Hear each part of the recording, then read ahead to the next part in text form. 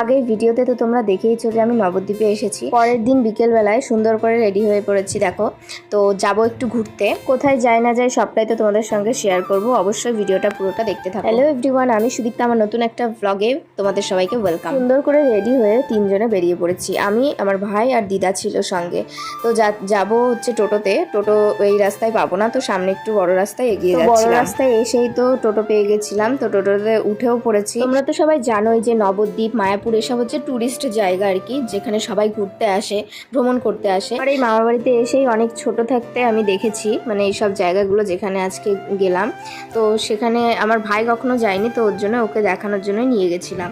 তো দেখো এই যে আমরা কোথায় চলে এসেছি, এটা হচ্ছে নিমাইয়ের জন্মস্থান। ওই নিম গাছটা দেখে তো তোমরা বুঝতেই পারছো, অনেকে যারা এসেছো চেনো। সবাই বলে যে এই নিম গাছের নিচেই নাকি নিমাইয়ের জন্ম হয়েছিল।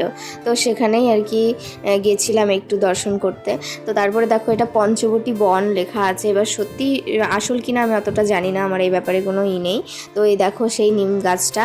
তো এখানে সবাই সুতো বেঁধে রেখেছিল, হয়তো যাদের মনস্কামনা পূর্ণ করার জন্য মানে দেয় সেগুলো।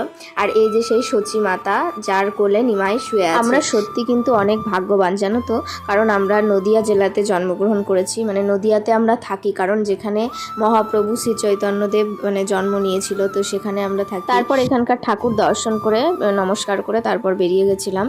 পাশে আরেক জায়গায় দিদা নিয়ে যাচ্ছিল, বলছিল যে ওখানে যেতে। তো তারপরে তোমরা কি একটা জিনিস লক্ষ্য করলে, আমার কপালে তিলক দিয়ে দিয়েছিল।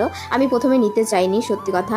তো তারপরে জোর করেই দিয়ে দিয়েছে, কি করব। তারপরে দেখো যেখানে এসেছিলাম এখানে ঢুকতে 10 টাকা করে টিকিট কাটতে হয়েছিল, সেটাই দেখাচ্ছিলাম গেট থেকে, যে এদিক দিয়ে 10 টাকা করে টিকিট কেটে ভেতরে ঢুকলাম।